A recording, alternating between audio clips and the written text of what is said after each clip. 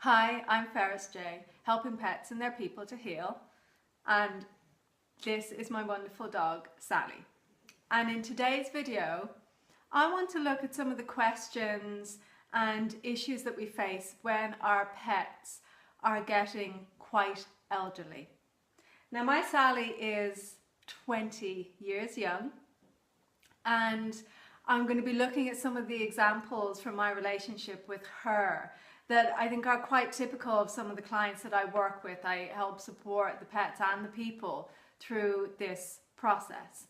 And I'm hoping through this example that it will give you insights and show you that you are not alone in the challenges that this brings up and the difficulties it can bring.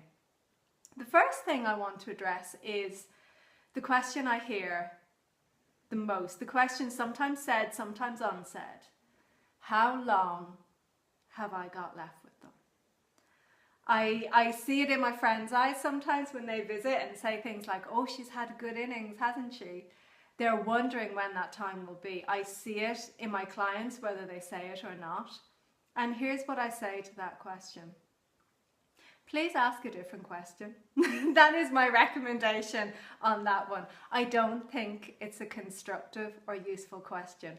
I would really encourage people instead to ask, how can I best enjoy the time I have left with them? How can I best support them at this time? How can we have most fun together? Perspective and how we view things is really important. And when we're caught up in the fear that that brings of how long do we have left, we are missing being present with them. We're missing being present for them. So I would encourage you to ask those different questions and to look at what you can do and to enjoy every moment that you do have with them. Because right now she's here, and right now if you have a very elderly pet, they're there with you. So that is my encouragement to you. One of the other things I'll say is it's important to be adaptable at this time. There are a lot of changes, and it is our job as advocates for our pets to make sure they are comfortable and happy and healthy while they are with us and while they're under our care. And obviously our first port of call is the vet, but there's a lot that we can do practically. I share tips of techniques we can use to help them elsewhere, and I'll talk about that later, but some of it is really practical. Like with Sally, she lives part of the time with me and part of the time with my ex-partner. Now, she doesn't jump up and down off, well, she can jump off furniture, she can't jump onto furniture anymore. There are certain things she can't do. She can't go upstairs. So I have adapted, and I have moved to a room downstairs when she's here, and I have a big pull-out mattress I can put on the floor, and she can step onto the bed and she can step off it. And that makes her a lot more comfortable. That makes her life easier. I make sure I have big blankets, so if she wants to sit beside me, she's somewhere comfortable to sit. And something like that is a really simple change, but it makes a big difference. So it's looking at what you can do for them to help them be more comfortable, to help them feel good. With Sally, she's always loved the car, but now sometimes she doesn't like to travel. And to her credit, she's so awesome. If she does not want to go in the car, we'll put her in and she'll just go out again and say, no, not today. So she tells us in no uncertain terms, and we listen as much as we can. But we now make it so she doesn't have to travel so often. If there's a really long journey we're going away, we actually try and get somebody to pet sit. We have a friend who has a most wonderful deer hound that Sally loves, so we try and get them to come. So Sally's still with people she knows. She doesn't have to travel, but she's still comfortable. So it's looking at those practical steps. And the one other thing I will mention is it is important with our role of being their advocate to check on their quality of life, to monitor their quality of life. We need to be looking at things like, are they eating properly? Are they drinking properly? Are they happy? Are they sociable? How is their mobility?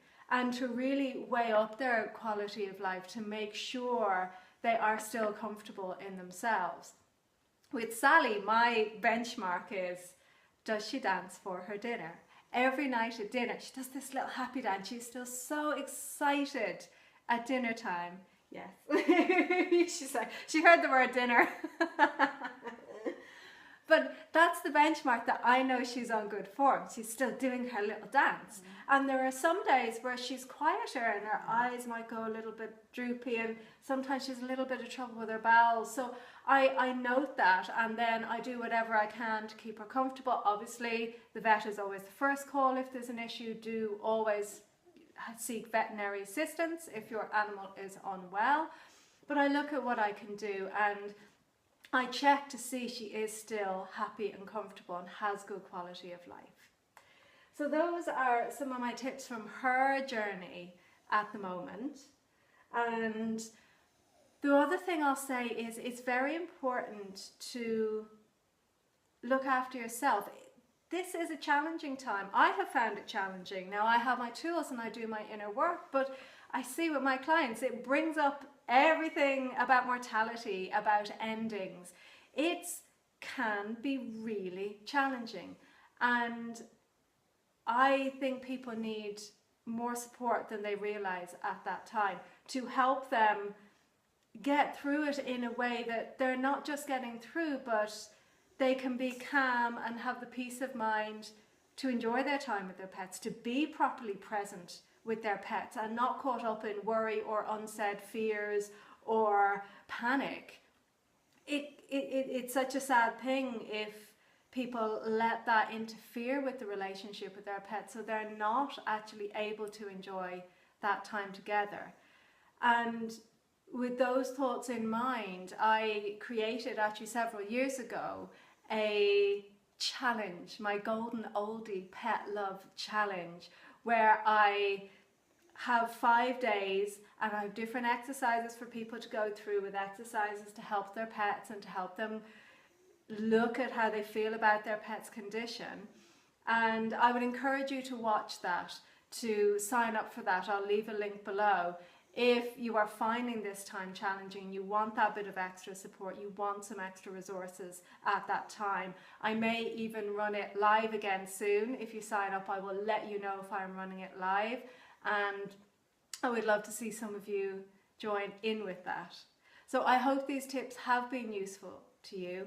No, it is a hard time, but you can get through it and you can still be present for them and still enjoy their company every moment of it. Even if you don't know how long that is, every moment is an opportunity for that. Thanks very much for watching. From me, Ferris, and from Sally, bye for now.